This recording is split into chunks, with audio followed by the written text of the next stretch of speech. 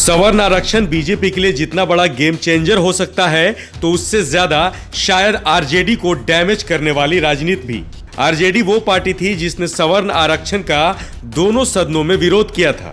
यहां तक कि आरजेडी की तरफ से मनोज झा ने राज्यसभा में इस आरक्षण को झुनझुना तक बता दिया।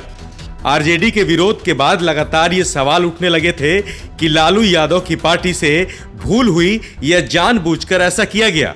अब इसके भी दो पहलू हो सकते हैं। एक तो अगर जानबूझकर किया गया तो ये तय है कि उनसे उनके वोटर कभी छिटकेंगे नहीं, वो और भी मजबूत होंगे। और दूसरा ये भी कि आरजेडी को लगता होगा कि सवर्ण आरक्षण होने के बाद भी जातीय गणना उनके पक्ष में है, इसलिए उन पर कोई प्रभाव नहीं पड़ता। क्योंकि अगर ऐसा होता तो तेजस्वी सवर्ण आरक्षण लागू होने के बाद भी विरोध करते नहीं नजर आते। अगर आपको बेरोजगारी, जहां तक हम मानते हैं, बेरोजगारी हर जात में, हर कास्ट में, हर रिलीजन में, देश भर में भारी बेरोजगारी है और गरीबी है।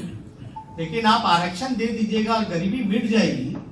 और आरक्षण जिस सोच के साथ लाया गया था गरीबी दूर करने के लिए, ये बात नहीं है। आरक्षण जो पहले से जो सदियों से जो वर्ण व्यवस्था कायम थी, जो भेदभाव था, छुआछूत था, जहां तक भागीदारी की बात थी, सम्मान की बात थी, उसके लिए यह प्रावधान किया गया था। और जहां तक आर्थिक रूप से अगर आपको करना है तो जातीय जनगणना हुई है, शैक्षणिक तौर पे, आर्थिक तौर पर आप उस जनगणना का बेस बनाइए। आप बताइए कि 51% मजदूर जो है कौन जात के हैं।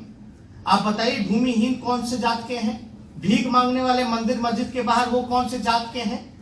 तो ये तो बताना पड़ेगा ना। तो ये कोई आप देखिए, तेजस्वी यादव का स्टैंड साफ था कि वो सवर्ण आरक्षण का विरोध कर रहे थे, लेकिन अब मामला कुछ अलग है और तेजस्वी के इस लाइन के खिलाफ खुद राजद के राष्ट्रीय उपाध्यक्ष डॉक्टर रघुवंश प्रसाद सिंह उतर गए हैं। रघुवंश प्रसाद सिंह ने पार्टी लाइन से अलग जाते हुए कहा है कि सवर्ण आरक्षण के मामले पर राजद से संसद में चूक हो गई।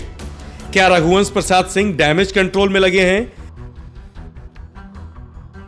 रघुवंश प्रसाद सिंह ने कहा कि दरअसल केंद्र सरकार ने इतनी हड़बड़ी में आरक्षण प्रस्ताव पेश कराया कि पार्टी को निर्णय लेना पड़ा, विचार विमर्श नहीं हो पाया। राजद को आइसोलेशन में नहीं जाना चाहिए। राजद अध्यक्ष लालू प्रसाद सवर्ण आरक्षण के विरोधी नहीं हैं। राजद सम्मेलन में इसके समर्थन में प्रस्ताव आया था। राजद के मैनिफेस्टो में भी सवर्ण आरक्षण की बात है। अब मैनिफेस्टो खोजा जा रहा है। वैसे भी संसद में बहस के दौरान अधिकांश दलों ने सवर्ण आरक्षण देने के तरीके का विरोध किया था। सबने भाषण में विरोध किया पर वोट समर्थन में दिया। राजद ने भी तरीके का विरोध किया पर वोटिंग में गलती हो गई। ऐसा करने की मंशा पार्टी की नहीं थी।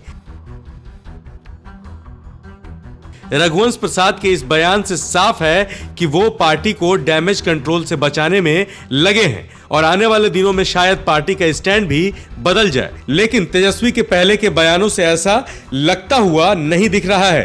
खैर, बिहार में अभी तक सवर्ण आरक्षण लागू नहीं हुआ है। ऐसे में लालू की पार्टी के पास समय है कि वो इसका सपोर्ट कर सके या सवर्ण आरक्षण का विरोध कर अपनी राजनीति को एक नई धार दे।